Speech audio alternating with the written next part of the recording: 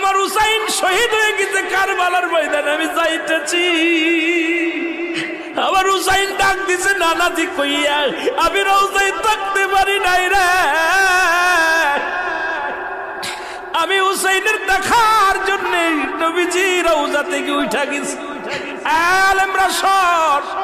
ইবনে আব্বাস বলে আমি স্বপ্নের মধ্যে দেখেছিলাম আমার রাসূল ডাক দে বলে, মক্কা মদিনার মানুষেরা রে আর ঘুমাস না, আর তোরা ঘরের মধ্যে থাকিস না। আমি নবী রওজায় ঘুমাইতে পারি নাই, কান্না সহ্য করতে পারি নাই। ওদিন আমিও ফাতেমার নদীও না আমি সহ্য করতে পারি। আমার হুসাইন যখন ডাক দিয়েছিল না নাজিয়া মুহাম্মাদ মুহাম্মাদান করে যেদিন ডাক দিয়েছিল রে, সেদিন আমি নবী রওজা থেকে পাগলের মতো উঠে কারবালা পর্যন্ত চলে গিয়েছিলাম।